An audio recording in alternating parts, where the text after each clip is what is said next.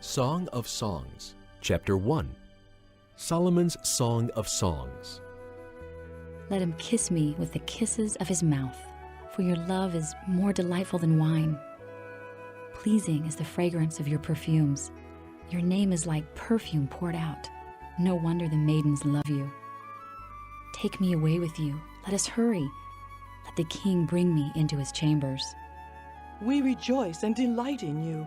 We will praise your love more than wine. How right they are to adore you. Dark am I, yet lovely, O daughters of Jerusalem, dark like the tents of Kedar, like the tent curtains of Solomon. Do not stare at me because I am dark, because I am darkened by the sun. My mother's sons were angry with me, made me take care of the vineyards. My own vineyard I have neglected. Tell me, you whom I love, where you graze your flock, and where you rest your sheep at midday. Why should I be like a veiled woman beside the flocks of your friends?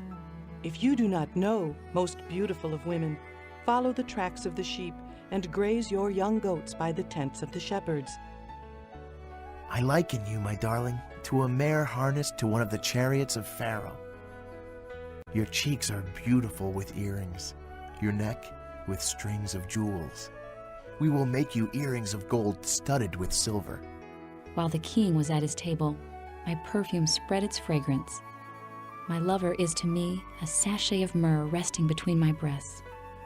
My lover is to me a cluster of henna blossoms from the vineyards of En-Gedi.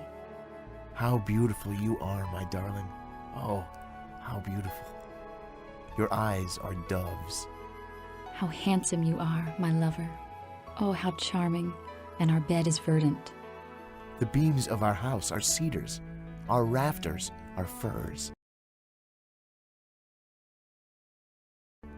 Chapter 2. I am a rose of Sharon, a lily of the valleys. Like a lily among thorns is my darling among the maidens. Like an apple tree among the trees of the forest is my lover among the young men. I delight to sit in his shade, and his fruit is sweet to my taste. He has taken me to the banquet hall, and his banner over me is love. Strengthen me with raisins, refresh me with apples, for I am faint with love. His left arm is under my head, and his right arm embraces me. Daughters of Jerusalem, I charge you, by the gazelles and by the does of the field, do not arouse or awaken love until it so desires. Listen, my lover. Look, here he comes, leaping across the mountains, bounding over the hills. My lover is like a gazelle or a young stag. Look, there he stands behind our wall, gazing through the windows, peering through the lattice. My lover spoke and said to me, Arise, my darling, my beautiful one, and come with me. See, the winter is past, the rains are over and gone. Flowers appear on the earth. The season of singing has come. The cooing of doves is heard in our land. The fig tree forms its early fruit. The blossoming vines spread their fragrance. Arise, come, my darling, my beautiful one, come with me. My dove in the clefts of the rock, in the hiding places on the mountainside. Show me your face. Let me hear your voice, for your voice is sweet, and your face is lovely. Catch for us the foxes, the little foxes that ruin the vineyards, our vineyards that are in bloom. My lover is mine, and I am his. He browses among the lilies, until the day breaks and the shadows flee. Turn, my lover, and be like a gazelle or like a young stag on the rugged hills. Chapter 3. All night long on my bed, I looked for the one my heart loves. I looked for him, but did not find him. I will get up now and go about the city, through its streets and squares. I will search for the one my heart loves. So I looked for him, but did not find him. The watchmen found me as they made their rounds in the city.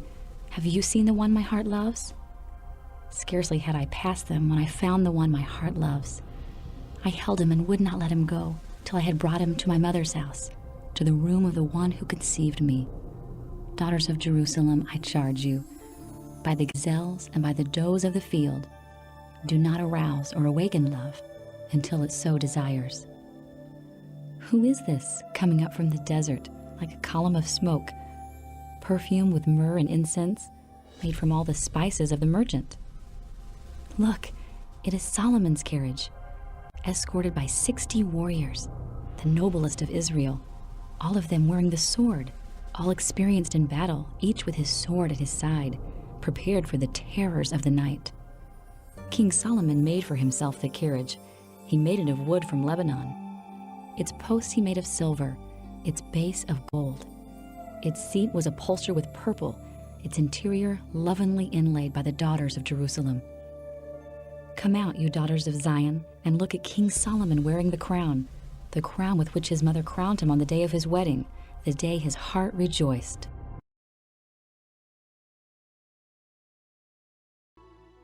Chapter 2. 14 years later, I went up again to Jerusalem, this time with Barnabas. I took Titus along also.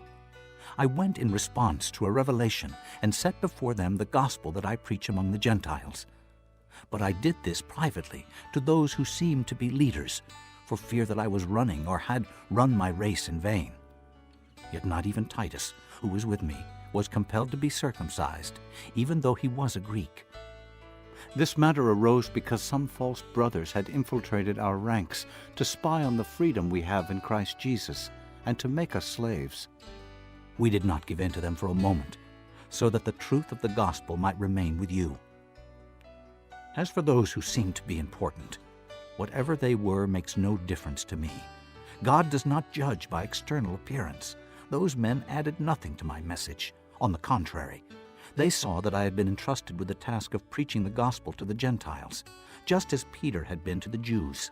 For God, who was at work in the ministry of Peter as an apostle to the Jews, was also at work in my ministry as an apostle to the Gentiles. James, Peter, and John, those reputed to be pillars, gave me and Barnabas the right hand of fellowship when they recognized the grace given to me. They agreed that we should go to the Gentiles, and they to the Jews. All they asked was that we should continue to remember the poor, the very thing I was eager to do. When Peter came to Antioch, I opposed him to his face, because he was clearly in the wrong. Before certain men came from James, he used to eat with the Gentiles. But when they arrived, he began to draw back and separate himself from the Gentiles, because he was afraid of those who belonged to the circumcision group. The other Jews joined him in his hypocrisy, so that by their hypocrisy even Barnabas was led astray. When I saw that they were not acting in line with the truth of the gospel, I said to Peter in front of them all, "You are a Jew, yet you live like a Gentile and not like a Jew. How is it, then, that you force Gentiles to follow Jewish customs? We who are Jews by birth and not Gentile sinners know that a man is not justified by observing the law, but by faith in Jesus Christ. So we too have put our faith in Christ Jesus, that we may be justified by faith in Christ and not by observing the law, because by observing the law no one will be justified. If, while we seek to be justified in Christ, it becomes evident that we ourselves are sinners, does that mean that Christ promotes sin? Absolutely not. If I rebuild what I destroyed, I prove that I am a lawbreaker, for through the law I died to the law so that I might live for God. I have been crucified with Christ, and I no longer live, but Christ lives in me. The life I live in the body, I live by faith in the Son of God, who loved me and gave himself for me. I do not set aside the grace of God, for if righteousness could be gained through the law, Christ died for nothing.